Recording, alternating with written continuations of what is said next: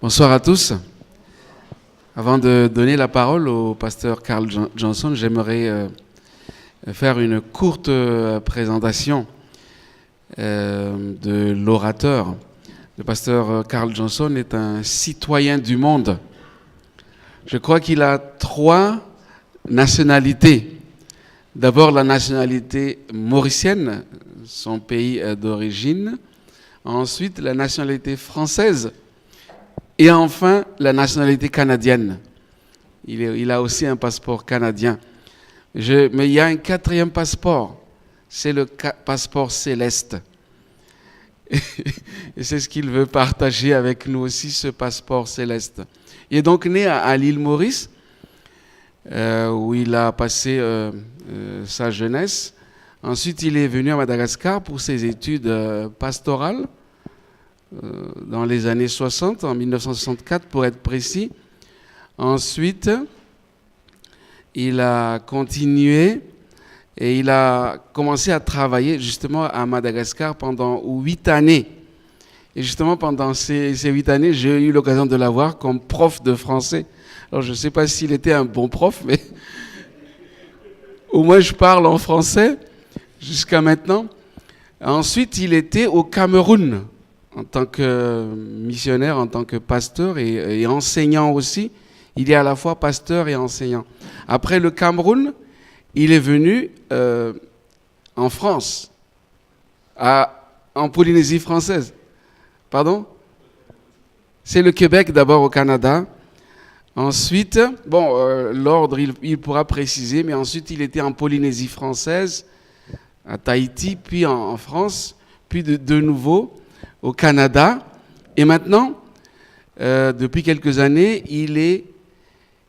il travaille en collaboration avec notre fédération, la Fédération France-Nord, comme chargé de mission pour l'évangélisation. Parce qu'il est déjà à la retraite, mais c'est une retraite, je peux dire, très très active.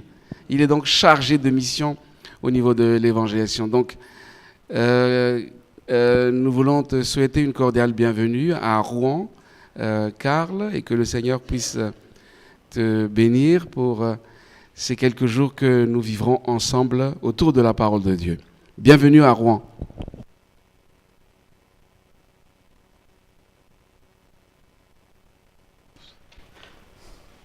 Je suis très heureux d'être avec vous. Je ne sais pas si je suis déjà venu à l'église de Rouen. Je n'ai pas tellement de souvenirs à ce sujet, mais c'est particulièrement pour moi important de vous rencontrer.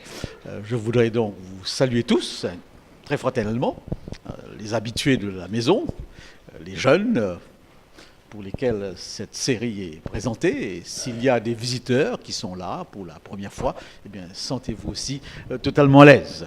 Merci pour cette introduction de Samuel, le pasteur. Et en effet, j'ai eu la joie de retrouver une personne que j'ai connue à Madagascar il y a 52 ans.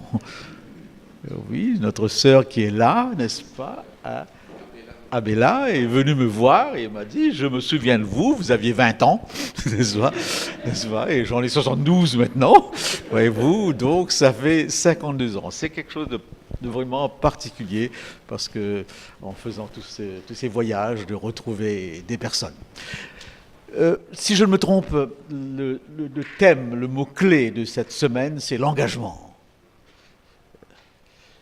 Et on s'engage d'une manière générale dans le cadre d'une expérience, avec quelqu'un, d'une manière précise.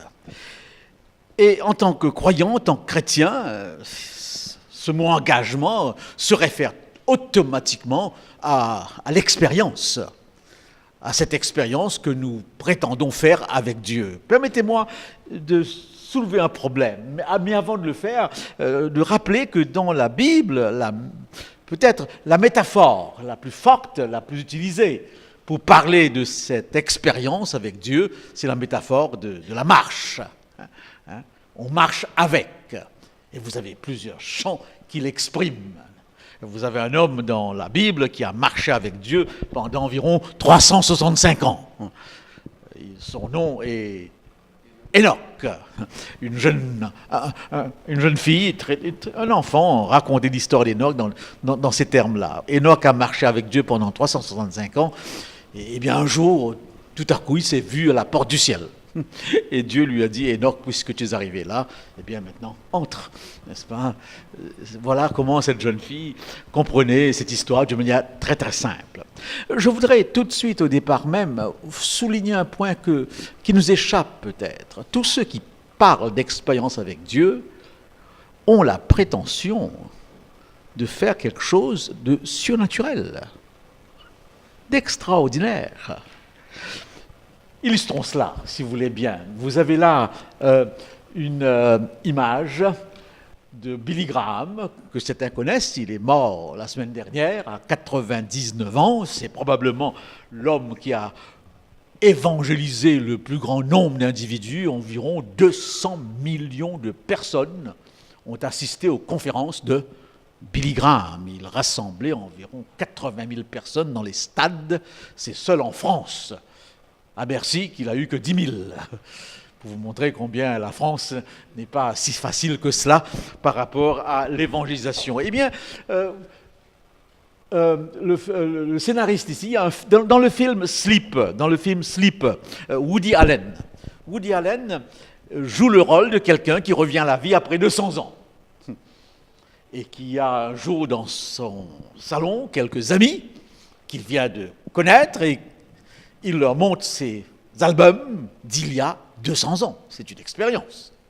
Ça, c'est Carter, ça, c'est Nixon. Et bien sûr que ceux qui sont là ne savent pas qui sont ces gens. Et à un certain moment, il dit, ça, c'est Billy Graham. Et cet homme prétend avoir un contact direct avec Dieu. Et à chaque fois que ce film est présenté, et qu'il a été présenté en France particulièrement, les gens éclatent de rire. Un homme qui a un contact direct avec Dieu, c'est totalement absurde. Je voudrais que nous puissions en prendre conscience. Qui a vu Dieu? Personne. Qui peut prétendre qu'il a vu Dieu dans cette salle? Et pourtant, il parle à Dieu. Il parle de Dieu comme si c'est l'ami de tous les jours. C'est le copain qui est juste à côté. Excusez-moi. Et nous comprenons tout de suite que nous sommes là en train de parler d'une expérience qui sort de l'ordinaire, qui n'est pas naturelle. Parler de Samuel, c'est naturel, on se connaît depuis de si longue date. Je le vois, il me voit. Mais lorsque vous dites que vous êtes en relation avec Dieu, que dites-vous? Et vous pouvez comprendre que quelqu'un qui n'est pas dans cette optique-là est complètement dérouté. Je me rappelle avoir eu une étude biblique avec quelqu'un de Paris, parce que j'essaye d'articuler ma foi pour des gens qui ne sont pas en mesure de croire ou qui ne croient pas. Et je fais attention au langage que j'emploie dans mes conférences. Et alors, nous étions chez lui pour une première étude biblique. Et je lui ai demandé, monsieur, où voulez-vous qu'on commence? Il m'a dit, commencez où vous voulez. Je ne connais rien de tous ces trucs-là. J'ai jamais mis les pieds dans une église. J'ai jamais ouvert la Bible dans ma vie. Commencez où vous voulez. Beaucoup de croyants chrétiens n'arrivent pas à saisir cela. Parce qu'eux baignent dans une atmosphère religieuse du matin jusqu'au soir. Et là, tout à coup, un individu qui dit, je ne sais pas de quoi vous parlez. Et là, je lui dis, mais c'est compliqué, parce qu'à chaque fois que nous avons une étude biblique, on cherche à accrocher l'étude à quelque chose. Et je lui pose la question, mais est-ce qu'il n'y a pas quelque chose qui vous dérange, qui vous étonne, quelque chose qui suscite votre curiosité? Et c'est là qu'il m'a dit, oui, je vois souvent ma femme, qui est chrétienne, en prière. Et je me dis, mais à qui parle-t-elle? Réfléchissez. Ça bouleverse. Et je voudrais qu'on soit bouleversé par cela, n'est-ce pas? Vous passez sur la route. Vous voyez un homme ou une femme qui parle tout seul. Qu'est-ce que vous dites? Comment vous réagissez? Qu'il est complètement dérangé?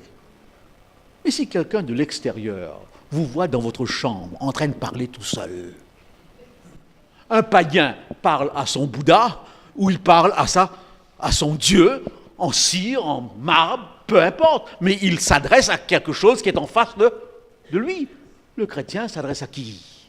C'est pourquoi la tentation, c'est toujours de se faire une représentation de ce Dieu.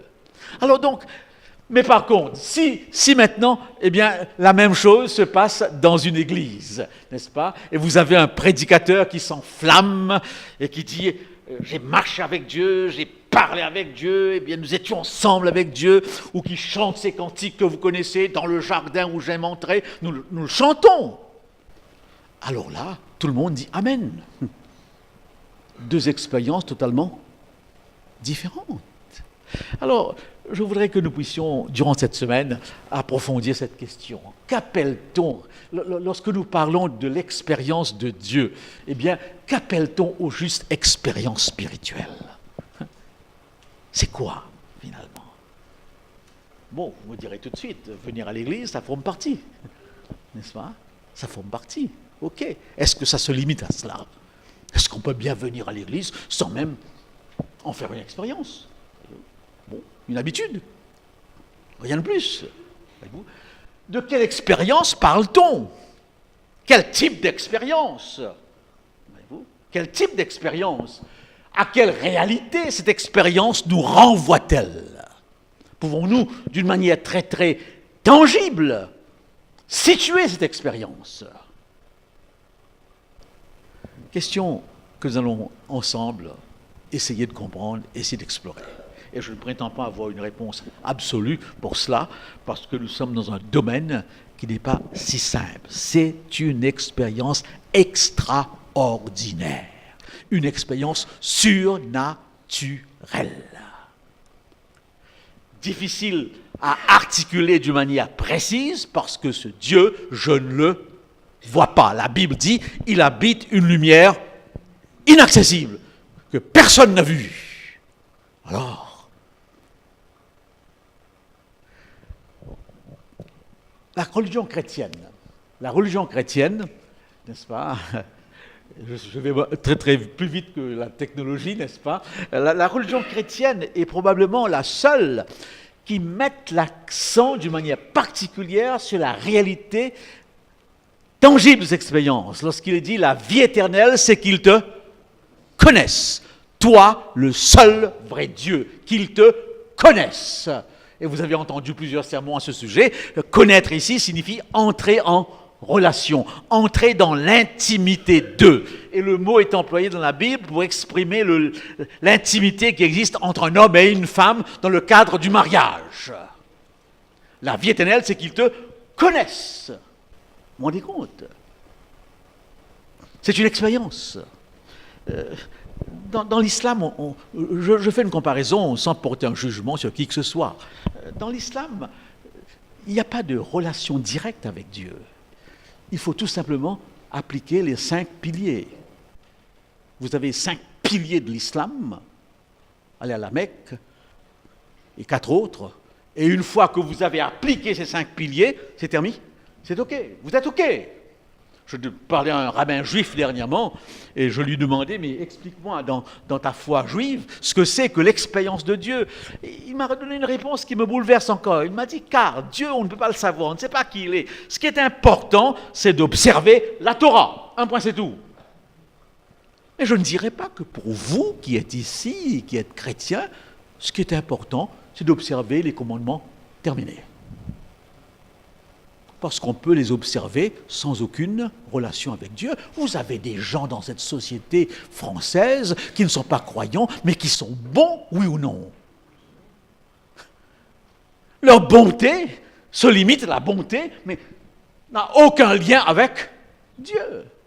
Lorsqu'un homme, un philosophe que j'aime beaucoup, Luc Ferry, parle de sa spiritualité laïque, il parle d'une spiritualité qui ressemble beaucoup à la mienne, sauf que il en parle sans aucune relation avec qui? Avec Dieu. Voyez-vous?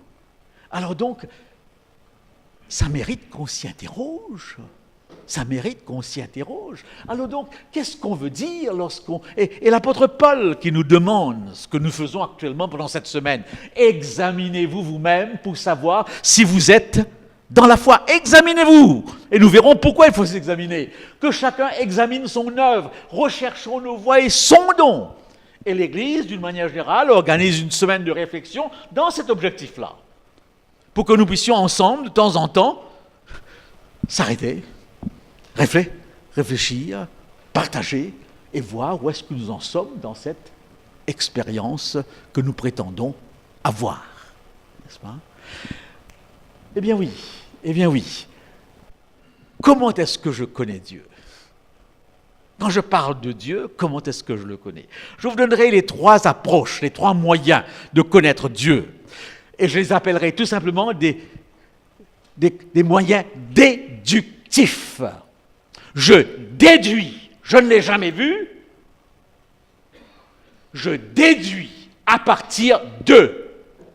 D'une manière générale, l'humanité est arrivée depuis toujours à la compréhension qu'il doit bien avoir quelqu'un, qu'il doit bien avoir quelque chose, une force, qu'on va appeler Dieu, grâce à la nature.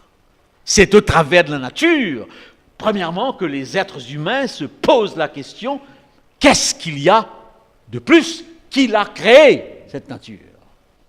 Et la Bible confirme cette approche, mais elle est déductive. Je pars de pour arriver à. Les cieux racontent la gloire de Dieu et l'étendue manifeste l'œuvre de ses mains. Alors je scrute la nature pour essayer de comprendre qui est ce Dieu qui est derrière. Et ce n'est pas suffisant. Ce n'est pas suffisant, parce que je peux me rendre compte que quelqu'un est passé par là, je vois ses pas, mais qui est-il ? Je ne le sais pas. La nature ne me dit pas grand-chose, sauf qu'il y a quelqu'un, du moins pour ceux qui croient. Mais c'est encore une déduction. Deuxième élément, la Bible. Ta parole est une lampe à mes pieds. C'est peut-être beaucoup plus fort que la nature. Je peux donc, à partir d'un texte maintenant, que je considère être la parole de Dieu, pour les chrétiens, c'est la Bible, pour les musulmans, c'est le Coran, et bien pour les hindous, ce sont les Védas, peu importe, mais un texte maintenant va être la base de connaître qui est ce Dieu. Mais ce n'est pas suffisant. Parce qu'à partir de ce texte, on peut arriver à des conclusions différentes, oui ou non ? Il y a 30 000 religions chrétiennes. Vous vous rendez compte ? 30 000. Et je me dis, mais si quelqu'un veut savoir quelle est la bonne, il doit faire une recherche terrible. À moins qu'il soit guidé. Bon, il est vrai, beaucoup de points communs entre ces 30 000, mais il n'y a pas que les religions chrétiennes. Il y a aussi d'autres religions parallèles qui sont là. J'ouvre ces parenthèses pour nous emmener à réfléchir, à sortir un petit peu de notre cadre et à nous interroger, n'est-ce pas ? Mais nous sommes toujours dans une connaissance déductive. Je pars de la Bible. D'ailleurs, quand on vous pose une question sur Dieu, votre première réaction est de citer un verset, oui ou non ? Dieu est amour. Et on cite le verset. N'est-ce pas ? Nous ne sommes pas encore là dans la connaissance véritable.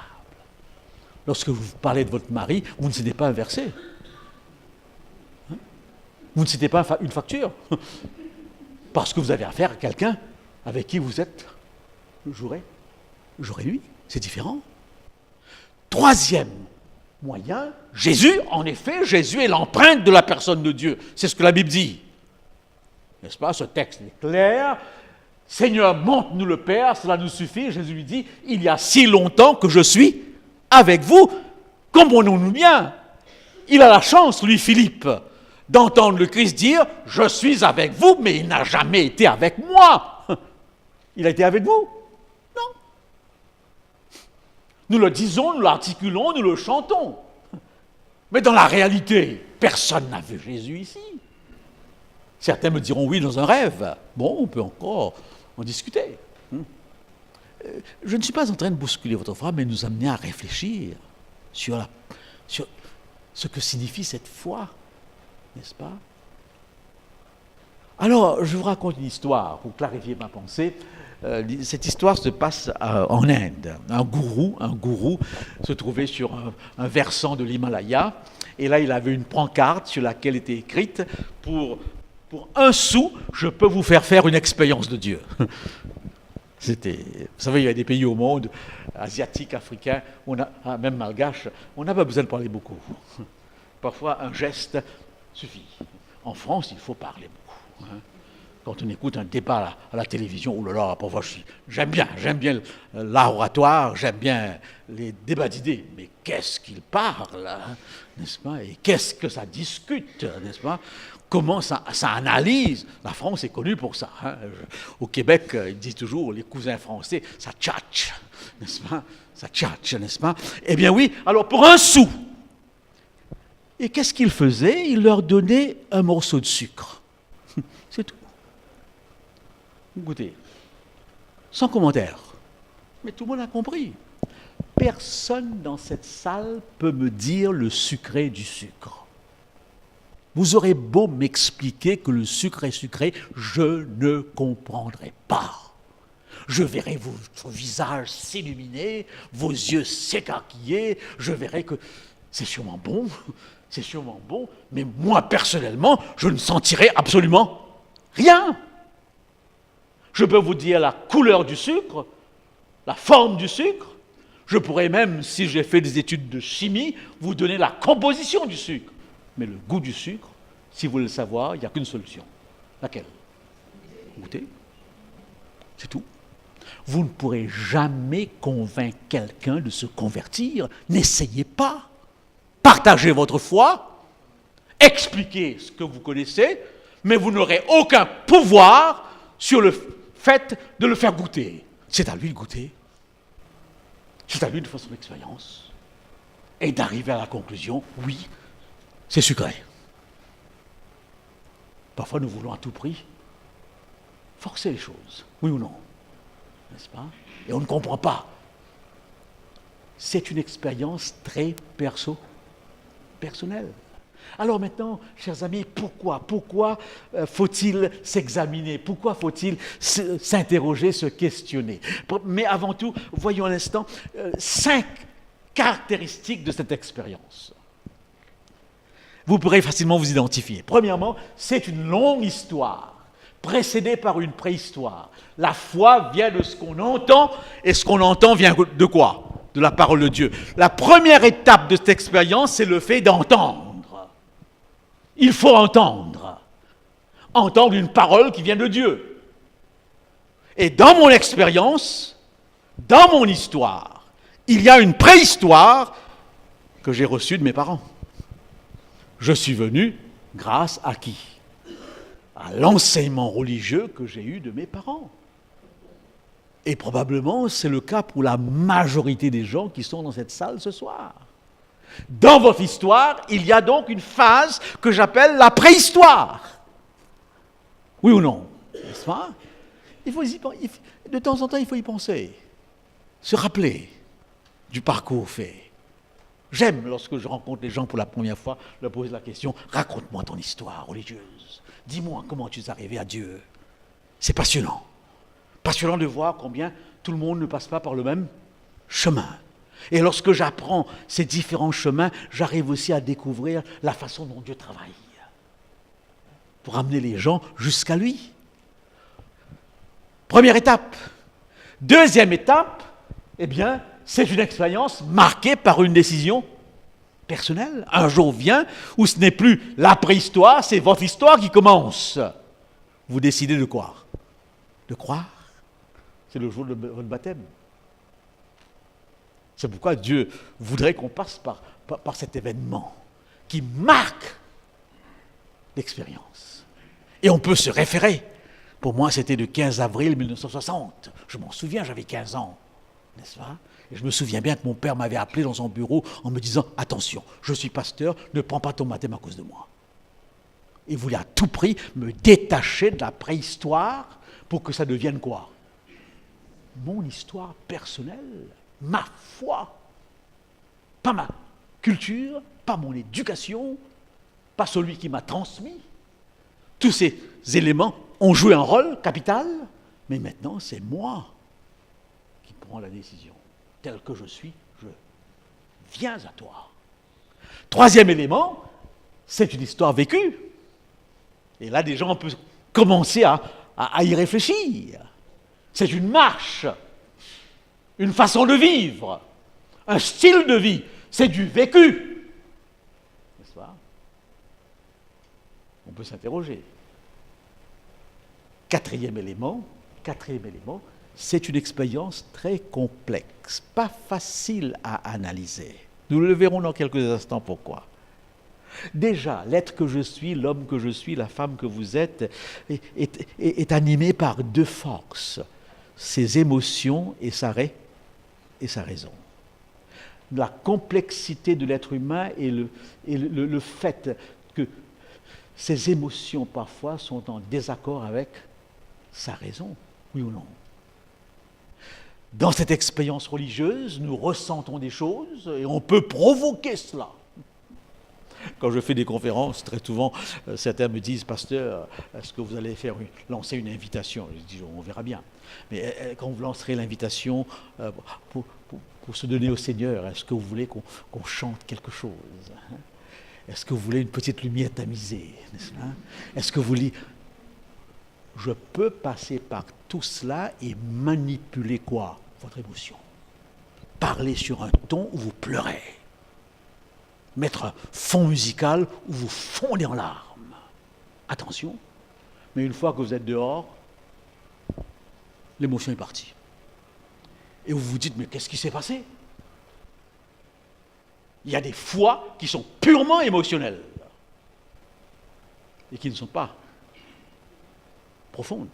Elle passe aussi vite qu'elle est venue. Il y a certains qui perdent leur foi comme ils perdent leur porte-clés. Voyez-vous? Quand les gens me disent j'ai perdu la foi, et quand je dis mais comment vous l'avez perdu? Où est-ce que vous l'avez perdu? C'était dans votre poche? C'était dans votre porte-manteau, n'est-ce pas? Probablement il ne l'avait jamais, cette foi, qui prétendent l'avoir perdue. Voyez-vous? Eh bien oui, c'est une... Et nous verrons dans quelques instants la complexité de cette expérience. C'est une expérience qui peut être instantanée. Je n'ai pas rencontré dans mon église adventiste des cas capables de me dire cette expérience où tout à coup vous étiez athée aujourd'hui et demain croyant. Ou hier athée, aujourd'hui croyant. Est-ce qu'il y a un cas comme ça dans la salle? Ça m'intéresserait. Si toutefois vous êtes dans cette catégorie, j'aurais aimé savoir comment ça s'est passé. Les trois hommes qui sont sur la diapo, eh bien, ont fait cette expérience. Le premier, Pascal, mathématicien, homme de science, athée jusqu'au bout des ongles, n'est-ce pas? Mais toujours en train de réfléchir, les pensées de Pascal. Tout le monde en a entendu parler. Un soir, il a une sorte de révélation et il s'écrit « Jésus, Dieu des savants et des philosophes, non Dieu de Jésus-Christ », il appelle cela sa nuit de feu, où il découvre la personne du Christ. Conversion immédiate. Et tout le monde en parle de cette conversion. Le deuxième, c'est un catholique, n'est-ce pas, André Frossard, anticlérical depuis des générations, non-croyant, de père en fils, comme on en trouve beaucoup, n'est-ce pas, ici en France. Il entre dans une chapelle, dans une église. Qu'a-t-il vu? Je ne sais pas. J'ai lu sa biographie et il est sorti croyant. Et il est resté croyant. Il a été le journaliste attitré de Jean-Paul II. Maintenant, j'espère que personne dans cette salle pense qu'il n'y a que les adventistes qui font cette expérience. Et que personne n'est choqué que j'ai parlé d'une expérience, mais pas de gens de cette Église. Attention de croire et de limiter l'expérience de Dieu qu'à vous ou à votre Église. Dieu est assez grand parfois pour parler à n'importe qui, n'importe comment. D'ailleurs, Jésus avait dit une fois à une païenne, qu'est-ce qu'il avait dit? Je n'ai jamais vu une aussi grande foi en Israël. À qui? Une païenne. Et lorsqu'il parle de Corneille, qui est aussi un païen, il dit tes prières ont été entendues. Attention, ne limitons pas Dieu dans son expérience. L'autre vous devez le connaître, Eric Emmanuel Smith, écrivain très connu en France, allez dans n'importe quelle librairie, vous aurez tous ses livres. Il a écrit un livre que j'ai lu avec passion, Ma nuit de feu. Eric Emmanuel Smith est athée. C'est après 25 ans qu'il raconte cette expérience. Parce qu'en France, on ne parle pas facilement de sa foi. C'est du privé, c'est tabou. Et d'ailleurs, il le dit, j'écris maintenant 25 ans après. Il est dans le désert maghrébin, il se perd. Et il sait très bien que dans ce désert, quand on se perd, on ne revient pas vivant. Mais il éprouve un calme, une tranquillité d'esprit telle qu'il est bouleversé. Le lendemain, il marche tranquillement après une nuit paisible. Alors que d'une manière générale, tout le monde panique. Et il retrouve le guide un peu plus tard. Cette expérience de tranquillité, de calme, dans un contexte où il aurait dû paniquer, sera pour lui le signe de l'existence de Dieu. Et il parle maintenant dans ses livres, sans crainte, sans dire exactement à quelle religion il appartient. Expérience instantanée. Est-ce que vous avez des cas bibliques? Mais oui, Paul, sur le chemin de Damas, il est retourné comme une crêpe. De persécuteur, il devient persécuté en une nuit. Le bandit sur la croix, qui regarde le Christ et qui dit quoi? Certainement cet homme était fils de Dieu. Comment cet homme a vu dans ce Jésus, moribond avec ce front ensanglanté, comment a-t-il vu là le fils de Dieu? Ça me dépasse.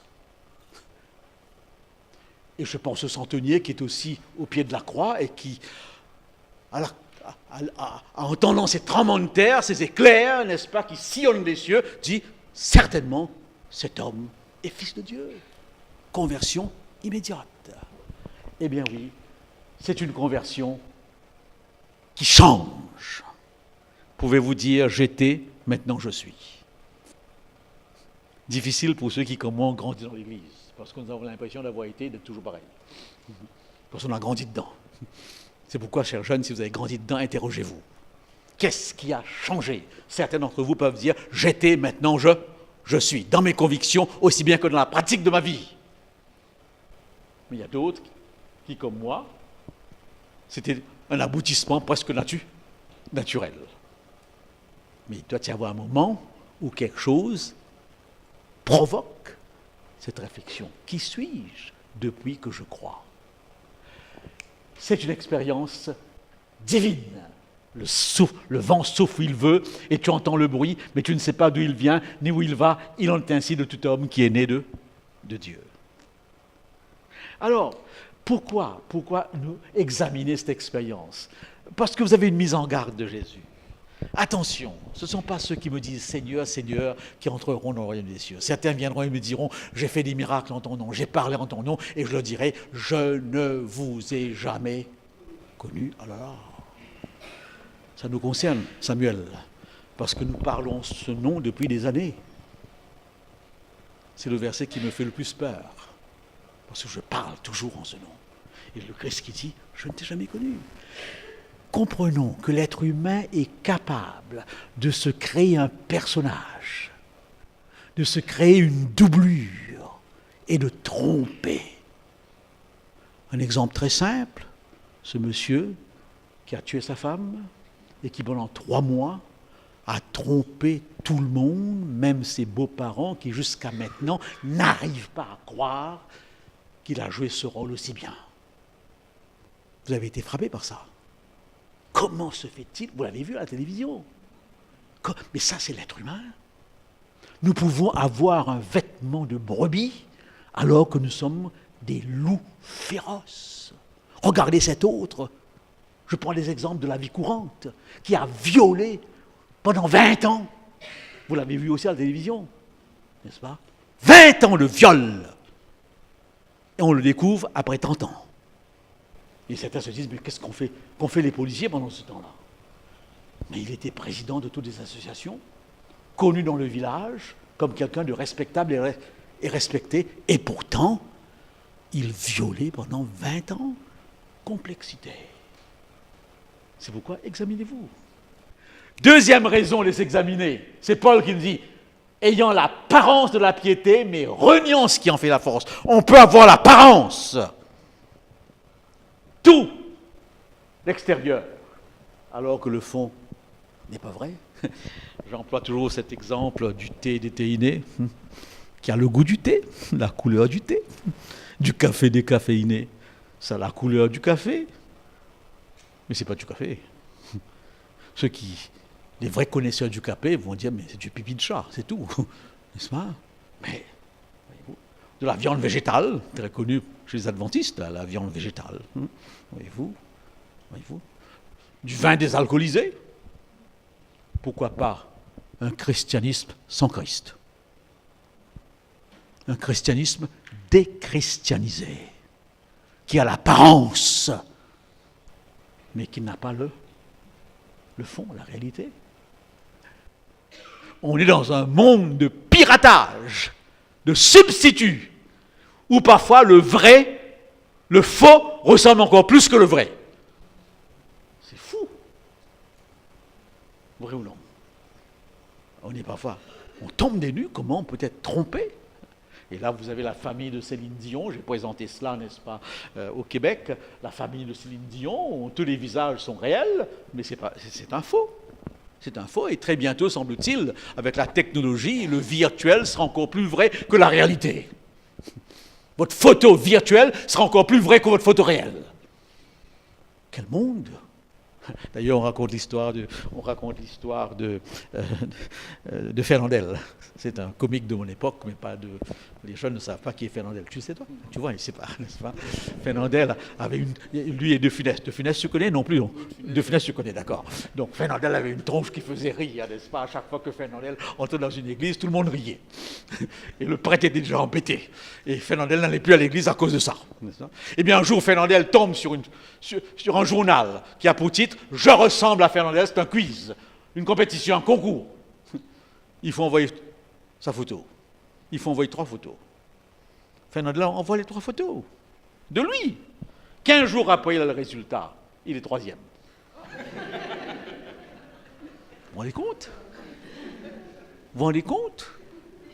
Où votre sosie vous ressemble mieux que vous-même. J'ai vu des sosies de Johnny Hallyday, de temps en temps on en voit. Des sosies d'Elvis Presley, des sosies de Johnny Hallyday, des sosies des chanteurs et des acteurs. Et parfois on tombe des nues, comment est-ce qu'ils arrivent à être si semblables? C'est une réalité spirituelle. Et Paul dira, méfiez-vous de ceux qui ont des vêtements de brebis, mais qui sont dans la réalité des loups. Alors la question n'est pas de chercher à gauche, à droite, mais de s'interroger sur soi-même.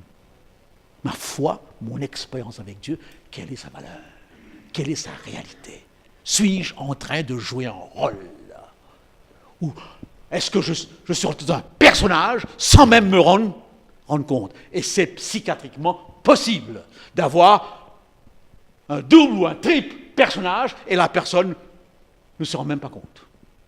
C'est drôle, la complexité de l'être humain dans la vie, nous le constatons, et même dans la foi. Maintenant, très rapidement, pour les jeunes, je ne vais pas m'y attarder, mais je crois que c'est important, parce que vous étudiez, n'est-ce pas? Vous étudiez, et le phénomène religieux est quelque chose qui est à l'étude dans le laboratoire. Depuis toujours, le phénomène religieux a existé. Et aujourd'hui, les hommes de science dans le laboratoire essayent de comprendre ce phénomène, d'analyser ce phénomène. Cet homme ici, n'est-ce pas, William James, eh bien, a analysé l'expérience religieuse à partir de 500 exemplaires, 500 cas. Ça devient une étude. Je pense aussi à l'autre expérience, très connue aujourd'hui, qu'on appelle l'expérience du casque de la foi. On prend un bouddhiste, on prend un chrétien, on prend un athée, on prend un musulman, on prend un hindou, eh bien, on leur met un casque sur la tête et on peut voir, on leur demande à tous de prier. Et pendant qu'il prie, l'image mentale se vérifie. Et on se rend compte que toutes ces expériences autour de la prière produisent la même image mentale. Je l'ai vu. Sauf pour l'athée, on a constaté que lorsque l'athée a prié, l'image mentale était plus sombre.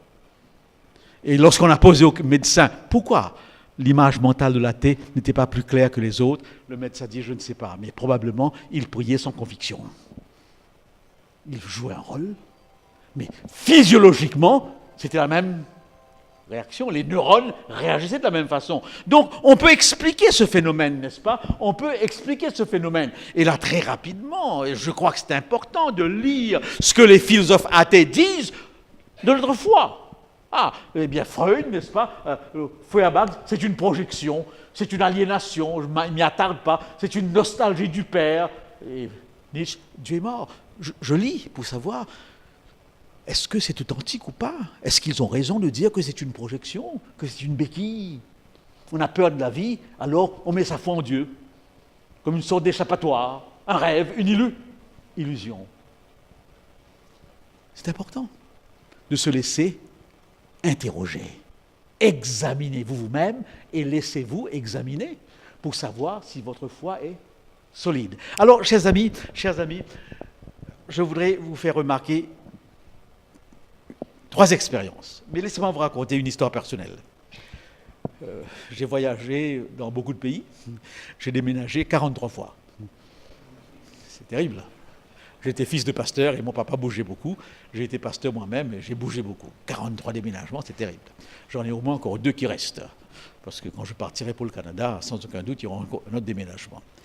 Quand je suis arrivé à Collonges, qui est la faculté adventiste, n'est-ce pas, en Haute-Savoie, c'était un jour où la neige tombait comme actuellement, et le camion qui transportait mes effets est tombé dans le ravin.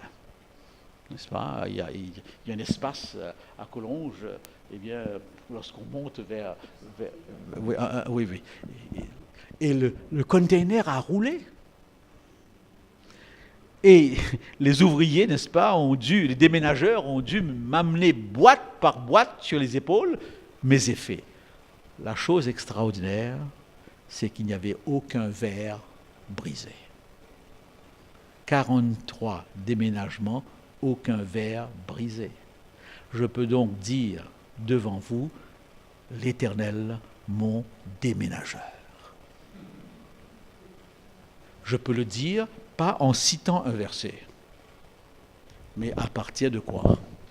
D'une expérience vécue. Mon frère ne peut pas le dire. Il a aussi été missionnaire en Afrique. Et un jour, lorsque ses effets sont arrivés, il était à la douane. Et lorsqu'on a ouvert le conteneur, c'était rempli de grosses pierres. On avait tout volé. C'est possible aujourd'hui. Parfois, vous avez des immigrés dans les conteneurs. Donc, lui ne pourrait pas dire l'Éternel, mon déménageur. Même s'il a prié comme moi. Intéressant. Notez-le, toutes les prières n'aboutissent pas au même résultat. Par contre, il peut dire quelque chose que moi je ne peux pas dire. Il traversait le Congo, la forêt du Congo, il a fait une grosse erreur de faire cet voyage seul. On ne voyage jamais seul dans les forêts africaines. Il est tombé en panne. Et le soir, dans sa voiture, il s'est rendu compte que des éléphants tournaient autour. Il entendait les cris des animaux sauvages. Et le lendemain, il n'avait qu'une solution, marcher jusqu'au prochain village. Il a marché 12 heures. Arrivé au village, les villageois lui ont dit « Mais comment tu fais? C'est bourré de lions, de jaguars et autres. » Donc lui, il peut dire, comme Daniel, l'Éternel a fermé la gueule des lions. Mais il a fait une erreur. Il ne faudrait pas qu'il le répète. Comme beaucoup de chrétiens, présomptueux. Alors, pourquoi j'arrive à cette histoire? Pour vous dire qu'Abraham n'a pas de Bible. Il n'a pas de texte. Il arrive à comprendre que Dieu est celui qui pourvoit. Il dira « l'Éternel pourvoira ».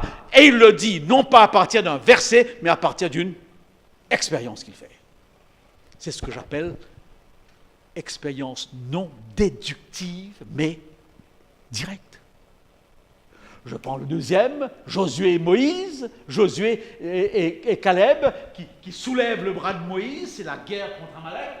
Et à chaque fois que le bras de Moïse est soulevé, Amalek gagne la victoire, Israël gagne. Et alors ils diront, l'Éternel, ma bannière. À partir de quoi? D'une expérience. Je pense encore à Moïse, eh bien, qui apprendra que Dieu s'appelle « Je suis ». Quel est ton nom? Je suis celui qui est. Voilà mon nom. Il ne l'apprend pas en faisant une étude biblique à partir de la Bible, que n'importe qui peut faire. Mais il l'apprend dans une rencontre directe. Exactement comme je peux dire l'Éternel, mon déménageur. Qu'est-ce que cela comme impact? L'impact est simple. Je peux déménager demain sans problème. Ces déménagements m'ont appris à me détacher totalement. Je peux partir demain si c'est nécessaire. Et je peux laisser une grande partie sans me détacher complètement. Parfois, quelques souvenirs sont parfois marquants. Ma femme, c'est le contraire. Non, il faut tout prendre. Il faut tout prendre. Je trimballe des choses depuis des années sans même que ça serve. Mais c'est comme ça. N'est-ce pas? Donc, votre expérience, si vous voulez sentir sa validité, doit avoir un impact sur votre vie. Et l'impact de l'Éternel, mon déménageur, c'est cet état d'esprit qui me permettra de bouger, s'il le faut, n'importe quand, sans me charger de plus qu'il en faut. Si vous allez au Québec, eh bien, vous serez étonné de voir sur la plaque d'immatriculation des voitures cette petite phrase « Je me souviens ». Je me souviens. Et vous allez vous demander, mais de quoi doivent-ils se souvenir? Bon, c'est dommage qu'ils doivent se souvenir du temps où les Anglais les dominaient. C'est dommage lorsqu'un peuple se souvient des pages sombres de sa vie. Vous saisissez. Mais je termine par cela. Si votre expérience religieuse est vraie, réelle, vous devez pouvoir dire « je me souviens ». Non pas d'un texte, mais d'un événement de ma vie où j'ai senti que la seule explication de cet événement, c'est qui? Dieu. En avez-vous? Notre sœur Nouan dit « oui, j'en ai ». Ah, si on pouvait passer une soirée à écouter, je pourrais vous partager certains. Mais tant que vous ne pouvez pas mettre le doigt, chers jeunes, sur un événement de votre vie qui s'explique pour vous, pas pour les autres, mais pour vous, par une intervention de qui? De Dieu, votre expérience est encore une expérience livresque, déduite à partir d'eux. Je ne dirais pas que ce n'est pas valable. Mais là, nous franchissons un pas différent.